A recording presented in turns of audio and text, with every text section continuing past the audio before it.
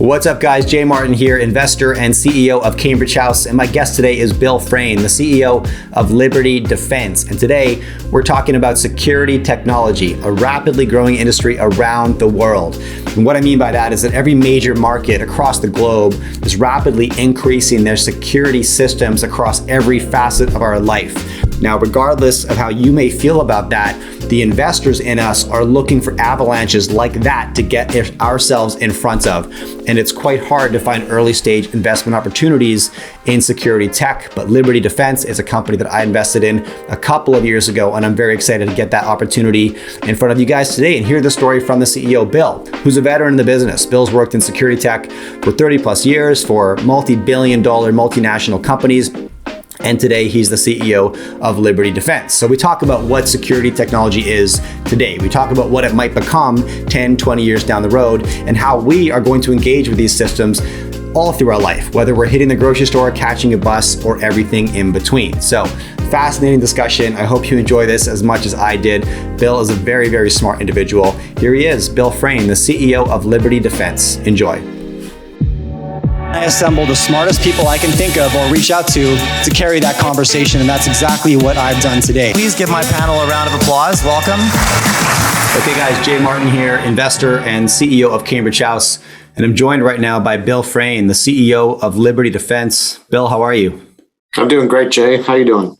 I'm really good, and I'm excited to get this story in front of my audience. I'm always keen when I can share one of my holdings with my viewers, and we're about to do that today. So we're going to get into the details, Bill, your background, what the company does, all this stuff. But, to start us off, what I saw with Liberty was the opportunity to make a very uncrowded bets into an enormous industry. And, what that's to say, there aren't a lot of options to invest in the security sector at an early stage.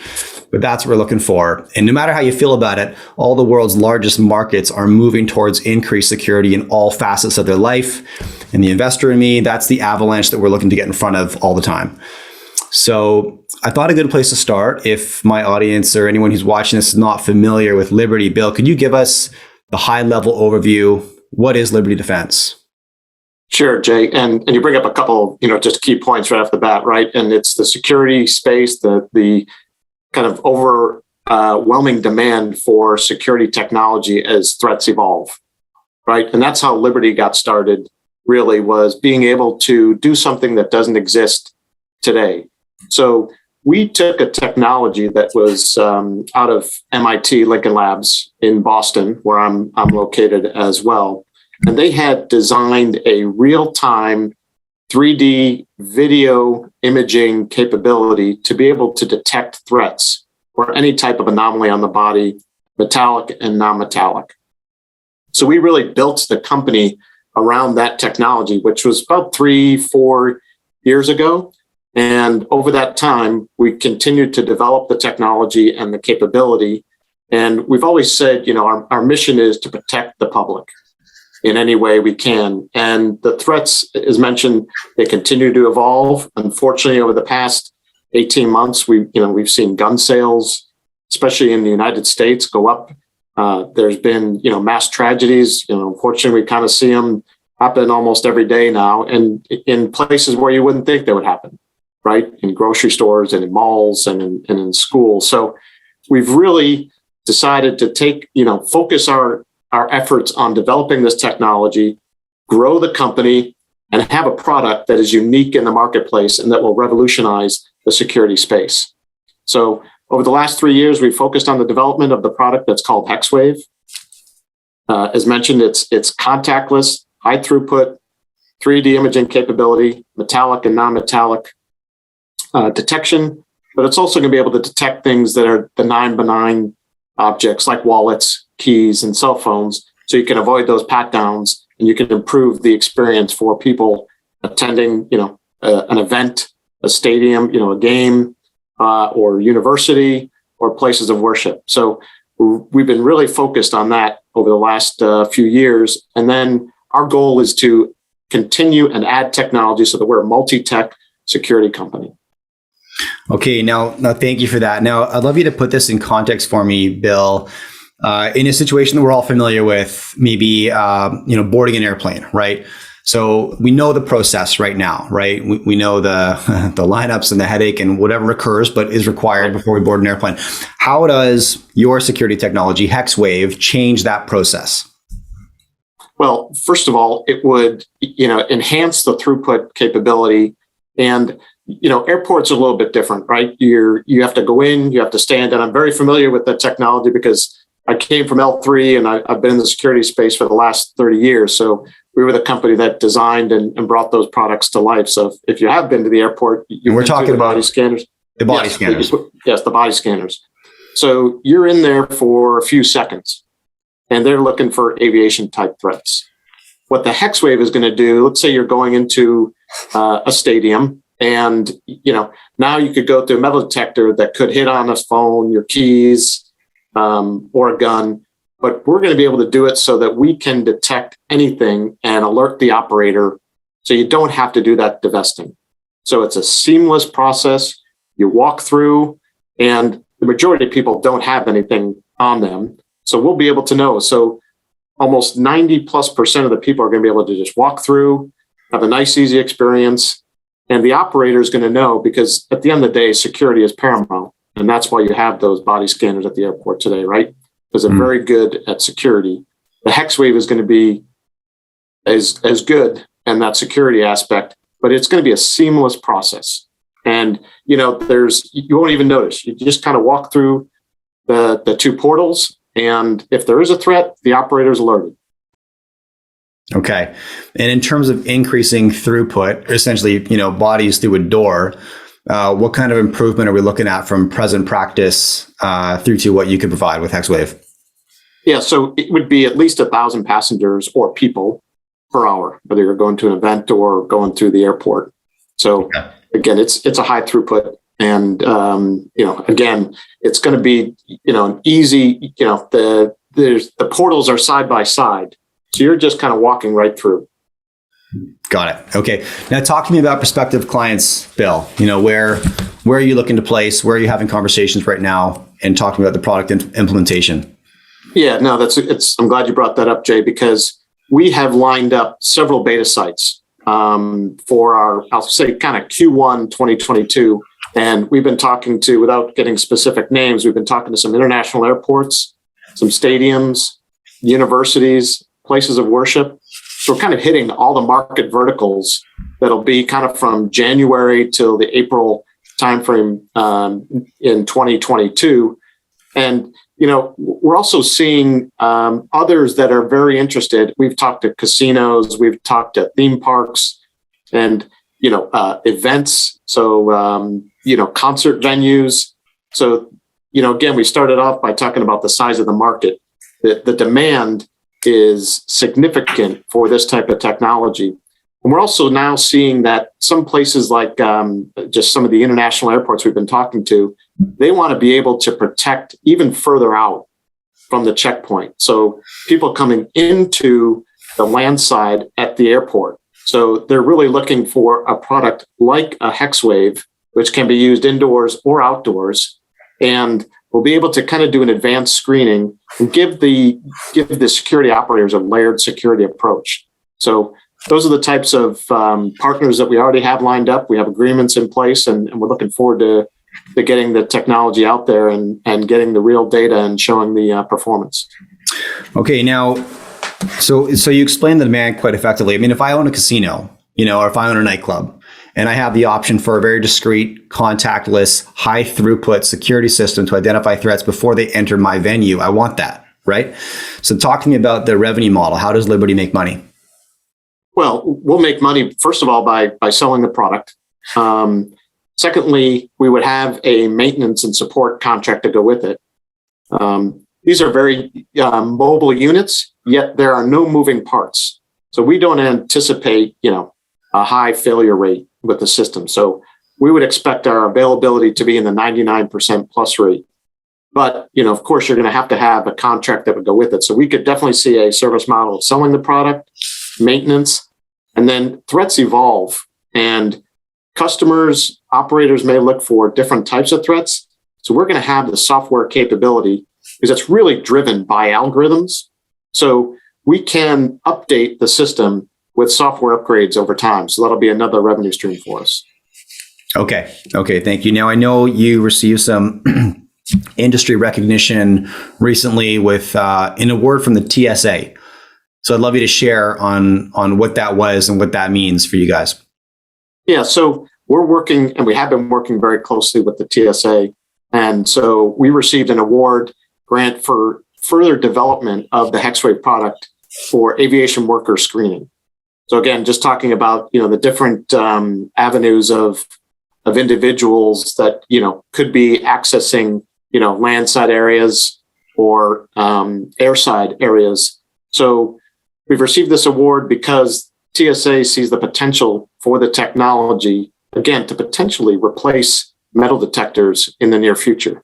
So metal detectors have been out there for probably 40, 50 years, right? So we have the capability to, again, not only detect metallic, but non-metallic objects, and very effectively and at high throughput rates. So we're very excited to be, working with TSA. And it also gives us the opportunity to, work with them on some of the next generation checkpoint technologies that we've licensed out of Pacific Northwest National Labs, which would be the high definition upgrades to the existing technologies plus a shoe screener. Okay, I'd love to actually, can you elaborate on the shoe screener, Bill? Yeah, so we've had a working relationship with PNNL, which is based out of Washington State. And, very similar to an MIT, they bring technologies to a point where they need someone to partner and commercialize the products. And that's exactly what we're doing. Okay. And again, it's very similar technology to what is being used in the Hexwave today, and the body scanners, which is kind of a radio frequency millimeter wave. And so this is a technology that you would stand on it and it would screen, and you'd be able to detect if somebody had any object, in the shoe or kind of in the ankle area or, slightly up the leg area. So it can be used as a standalone product, or it could be integrated, which is our goal, to be integrated into the existing body scanners at our airports today. Got it. Okay. Now I want to dive into the people a little bit. You shared a little bit on your background. I'd love to know a bit more. And then I know you've been acquiring talent recently. So, 30 years, right, Bill, in the security industry for yourself. You shared on L3. For anyone who's not familiar, what is L3? And talk to us a bit more about your background prior to Liberty. Yeah. So just, quickly, I started in the security space in 1993, and we were with a company called Vivid Technologies, and we were the first company to develop a high throughput screening capability to automatically look for explosives and check baggage. And our first customer was Heathrow Airport, and that was shortly after the Pan Am 103 bombing over Lockerbie. So there was an event, and there was a demand that was created, and we were able to react to that. So I've been in that business for a long time. We've taken technologies, from airports using X-ray, using computed tomography, using trace detection, to the millimeter wave body scanners. So L3 Security Detection System, who I was with for the last 20 years prior to joining Liberty Defense, we were about a 500 plus million sector of L3, which is now L3 Harris, which is a $16 billion business. So we're very successful, sold internationally, sold to governments, and as I mentioned, kind of a layered security approach and plethora of technologies, cargo screening as well. So we hit all the market verticals. And now we've brought over quite a few engineering folks from the industry, very, very experienced, to the point where we probably have one of the most experienced teams in the industry for engineering talent that have worked on RF capabilities, algorithm development, and overall software engineering capability. So we got a really strong technology roadmap, and now we've built up the team to help support that capability. Now, I just want you to touch on, your experience with L3 and your success with facilities like Heathrow directly after a real life tragedy that occurred. What struck you about Liberty, Bill? Like, why make the transition from a multi-billion-dollar organization to launching this, newer technology startup style company? Yeah, no, it's a great question, Jay. And, really was the ability and the flexibility to go and integrate other technologies and to grow that technology space with the HexWave being the flagship. So we were very familiar with the RF millimeter wave capability. And we saw that there was a need and a demand at these checkpoints because the threats do continue to evolve. And if I go back to look at, it is a very event-driven business in the security space. You had the Pan Am 103, you had the shoe bomber, you had the underwear bomber. Obviously, the tragic events of 9/11 changed security forever. And L3 was part of that, developing 100% screening for checked baggage. So I saw what we could do at an L3 or a company like Vivid or PerkinElmer that I was part of. And I saw the opportunity with the HexWave to really grow that capability and technology, understanding the needs and the demands in the market. Again, the market is so big and there's such a need for a technology like HexWave to be able to do that broad range of detection capability. Now, you want to speculate with me for a minute? Like, where does this land eventually? How frequent do you think, going 10, 20 years down the road, how frequently are we encountering devices like this in our day-to-day lives as we hit the grocery store, as we hit a bus stop, whatever it is, go to a university, etc.? How frequently, 10, 20 years down the road, are we encountering these devices? I think it's going to be very commonplace, Jay. And, we think about, at the airports, we just went through metal detectors, right? Yeah. Until the underwear bomber hit. And now we all go through the body scanners. So, and now they're expanding at the airports, with, new baggage machines, new conveyor systems, advancing the threat, like our award with TSA to screen aviation workers. So it continues to expand. And I think it's going to be very common that we could walk into, because nobody wants to be the one that has an event happen.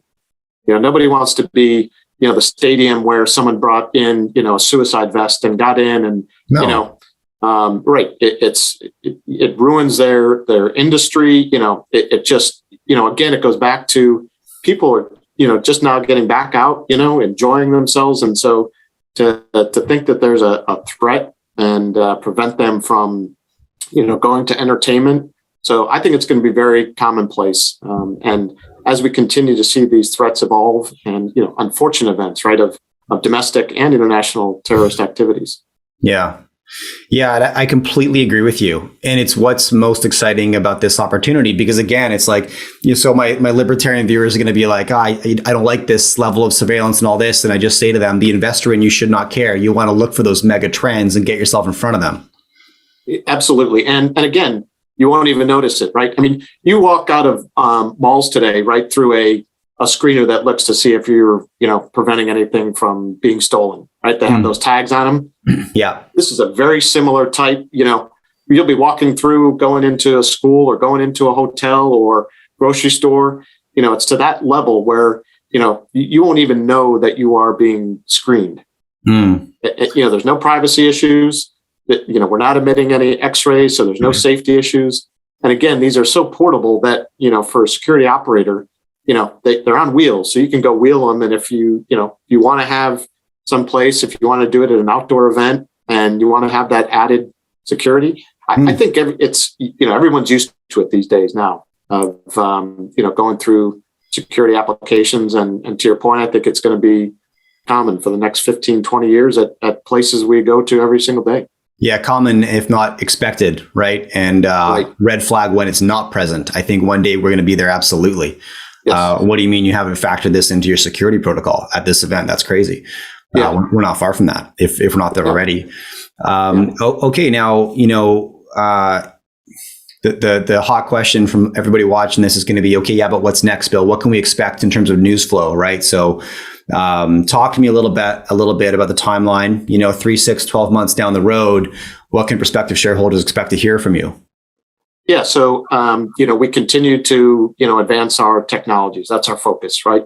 Get the HexWave to the point where we can get it to beta and, so we can get it out in the field, do some data collection, get some real life opportunity, work with security operators to understand their ConOps. So we would expect that to happen in the next 6 months. Okay. And then, from there, and just, again, just focusing on the hex wave. Obviously, we have some other programs going on with TSA and whatnot, but for us, it's about getting that product, ready for commercialization. So in this next 6 months, we're out there beta. I mentioned the beta partners that we have in place, which are great. And then I would anticipate, the second half of 2022 for us to be in low rate production and then full rate production to get it out and going in full volume by the end of next year at the latest. Okay, I love near-term trigger points. So this is excellent. Something to look forward to in a 6-month horizon. We're looking forward to. So 6 months, we're looking for the hex wave to begin beta implementation, data collection, and get the product into the real world with prospective clients. Moving towards 2022, beginning and end of full volume production. Yes. Okay. Look, I'd love to check in with you 6 months down the road, thereabouts. Great. And get you back in front of the audience. Yeah, absolutely. I appreciate it, Jay. Okay, guys, 3 last things. First, if you enjoy my interviews and would like a bit more, you can subscribe to my Friday newsletter. It's free, and the comment to subscribe is right beneath this video in that pinned comment. In this newsletter, I share my key lessons learned, takeaways, and any actions that I might be taking in the market as a consequence of what I've learned on the show. Second, when I started a YouTube channel, I never anticipated generating any advertising revenue. But coincidentally, I do now, which is awesome. And so what I've decided to do is donate this to an organization that is very close to my heart called Zero Ceiling. Their mission is to end youth homelessness. The way they do this is by providing young people experiencing homelessness with supportive housing, employment, professional support, life skills, and outdoor adventure. Because often young people in urban centers with no resources will never get the opportunity to experience wild places, nature that can be so transformational, and absolutely was for me. Third, if you prefer to listen to my content, you can now find us wherever you listen to podcasts. Just search for The Jay Martin Show.